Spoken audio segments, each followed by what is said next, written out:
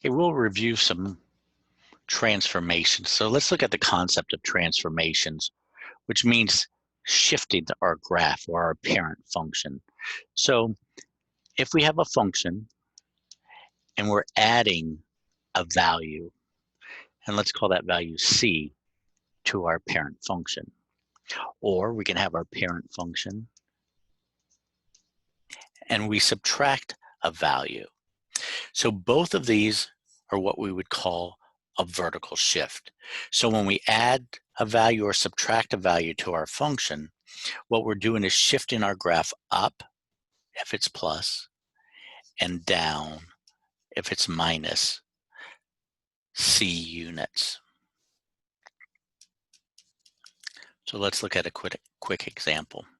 So if I had the function f of x equals x squared, and then this function, the new function g of x, becomes x squared plus 1, what that would do is take my f function and shift the entire graph up 1 unit, which means our y values would increase by 1.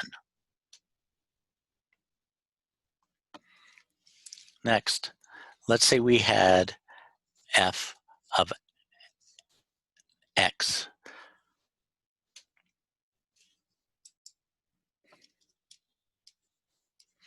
plus c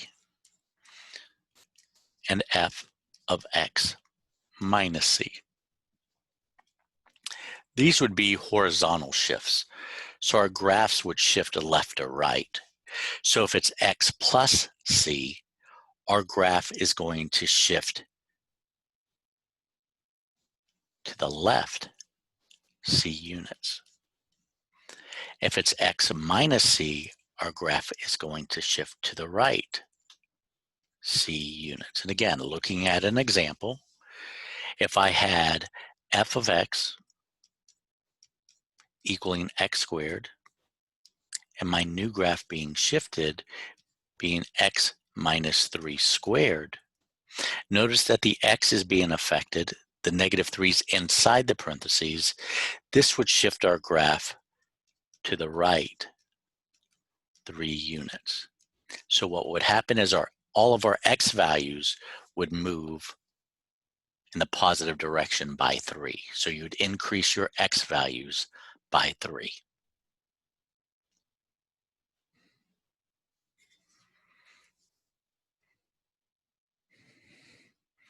So let's say we have the opposite of f of x.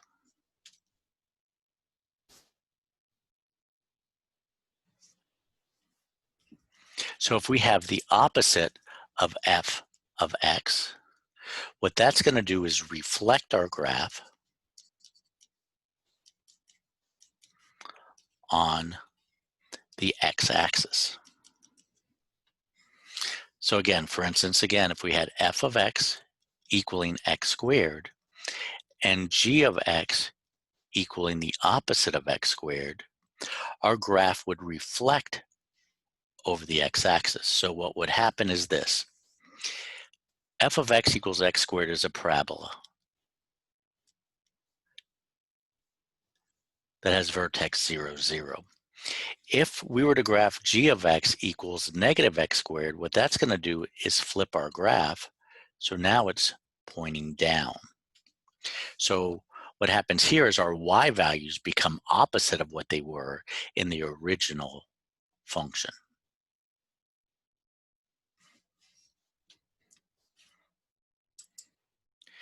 And so now let's look at f of negative x. So this is going to reflect our graph on the y-axis. The easiest way to see this is by using the absolute value. I meant square root. Let's do square root of x. So the square root of x, the original function, would look like this. When we take g of x, which is the square root of the opposite of x, what that will do is reflect our graph on the y-axis. So our graph would be facing the other direction. So it actually flips all the values over so that we're going in the other direction. So let's look at some examples. So the first example is f of x plus 2. So again, anytime we're adding or subtracting to our original function, that's going to shift our graph up. So what happens here, and let me start at the point 0, 0. What that's going to do is shift that point up 2 units. The point on the right will also shift up 2 units, as will the point on the left. So our y values are increasing by 2. So we have the same shaped graph, but the graph is totally shifted up 2 units. So let's look at the next example. Here we have absolute value of x minus 2. The original graph, f of x equaling the absolute value of x, is what you see. That's our parent function. So what happens when we subtract or add to the x directly? Our graph shifts horizontally left or right. So if it's minus, it's going to shift our graph to the right. So what's going to happen here are all of our x values are going to increase by 2. So what that's going to do is shift all of our graph over by 2 units. So we'd have the same shape graph, just shifted 2 units, in this case to the right because it's minus. Next example, here we have f of the quantity x plus 2 minus 1. So notice both the x is affected and we're subtracting 1 at the end. So we have 2 shifts. So since the x is affected, we know that's a horizontal shift. So I'm going to write HS. Horizontal shift to the left 2 units. Why to the left? Because we have plus. Now we have a minus 1 at the end, so that's going to be a vertical shift down 1 unit.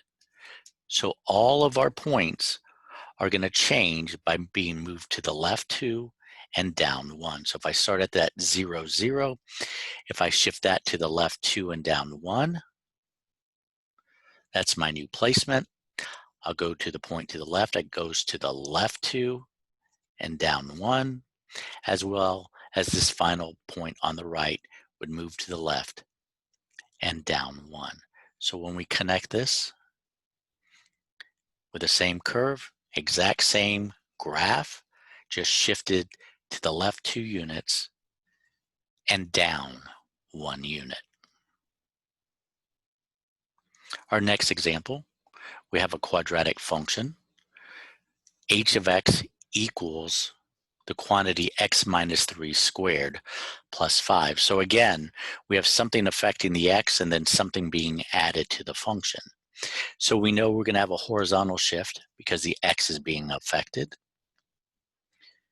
And our graph's going to shift to the right 3 units. We're adding 5, so we're going to have a vertical shift up, since it's positive 5, up 5 units.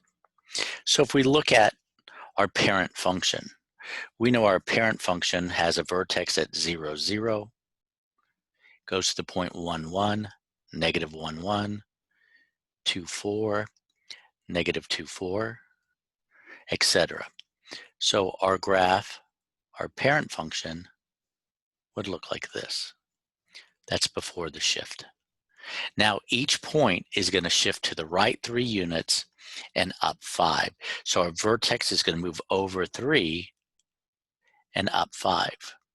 And same with each of the other points on your graph. So again, your new graph has the exact same shape.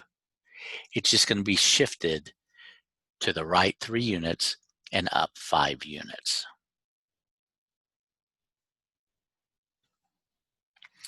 Our last example, we're dealing with the square root function. So here we have h of x equals the square root of negative x plus 1 at the very end. So again, we have two shifts. In this case, our graph is going to have a horizontal shift to the right